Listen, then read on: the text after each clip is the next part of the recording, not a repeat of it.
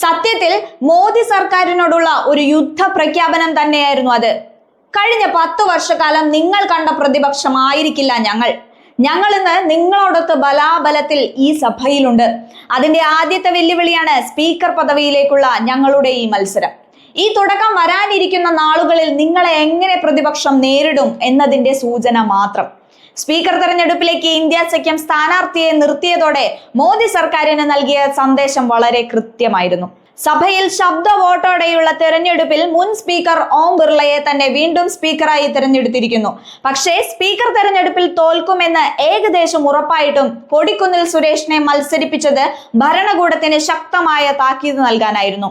അതായത് ലോക്സഭയിൽ ഞങ്ങൾ എന്നും ഒരു ഫൈറ്റിംഗ് മോഡിൽ തന്നെ ആയിരിക്കും എന്ന കൃത്യമായ സൂചന. അതാണ് പ്രതിപക്ഷം സ്പീക്കർ പാനലിലേക്കുള്ള തെരഞ്ഞെടുപ്പിലൂടെ മോദി സർക്കാരിന് ഇന്ന് നൽകിയ സന്ദേശം. അതോടൊപ്പം സഭയിൽ ഒരു പ്രതിപക്ഷ നേതാവും പിറന്നിരിക്കുന്നു. 10 വർഷത്തെ ഇടവേളയ്ക്ക് ശേഷമാണ് ലോക്സഭയ്ക്ക് പ്രതിപക്ഷ നേതാവിനെ ലഭിക്കുന്നത്. 2014-2019 തിരഞ്ഞെടുപ്പുകളിൽ കോൺഗ്രസിന് ആകെ സീറ്റിന്റെ 10% അംഗബലമില്ലാത്തതിനാൽ പാർട്ടിയുടെ ലോക്സഭാ കക്ഷി നേതാവിന് പ്രതിപക്ഷ നേതാവിന്റെ ഔദ്യോഗിക പദവി ലഭിച്ചിരുന്നില്ല. പക്ഷേ ഇത്തവണ ചിത്രം മാറി. രാഹുൽ ഗാന്ധി പ്രതിപക്ഷ നേതാവായി മാറിയിരിക്കുന്നു.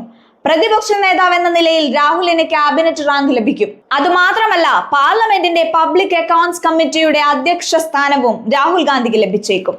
ഇതോടെ വിവിധ അന്വേഷണ ഏജൻസി മേധാവികൾ, മുഖ്യ തെരഞ്ഞെടുപ്പ് കമ്മീഷണർ, വിവരാവകാശ കമ്മീഷണർ എന്നിവരെ അടക്കം നിയമിക്കുന്ന സമിതികളിൽ പ്രധാനമന്ത്രി നരേന്ദ്രമോദിക്കൊപ്പം രാഹുലും ഇടം പിടിക്കും. ചുരുക്കി പറഞ്ഞാൽ കഴിഞ്ഞ 10 വർഷക്കാലം പോലെ ആയിരിക്കില്ല സഭയിൽ ഇനിയുള്ള നാളുകൾ. ആൾബലം കുറഞ്ഞ പ്രതിപക്ഷത്തെ ബഹളം വെച്ച് വിരട്ടിയ പോലുള്ള കഴിഞ്ഞ കാല നടപടികൾ ഇത്തവണ വില പോവില്ലെന്ന് മോദിക്കും കൂട്ടരും നന്നായി മനസ്സിലാക്കിയിട്ടുണ്ട്. അത് ലോക്സഭയിലെ സത്യപ്രതിജ്ഞാ ചടങ്ങിൽ തന്നെ രാജ്യം കാണുകയും ചെയ്തു. ഭരണപക്ഷ എംപിമാരോടൊത്ത് കട്ടയ്ക്ക് തന്നെ പ്രതിപക്ഷത്തിന്റെ ശബ്ദവും ഉയർന്നു കേട്ടു. ജനാധിപത്യത്തിലെ ഉജ്ജ്വലമായ നാളുകൾ തന്നെയായിരിക്കും വരാനിരിക്കുന്ന ഇന്ത്യയുടേത് എന്നത് ഇതോടെ ഉറപ്പായിരിക്കുന്നു.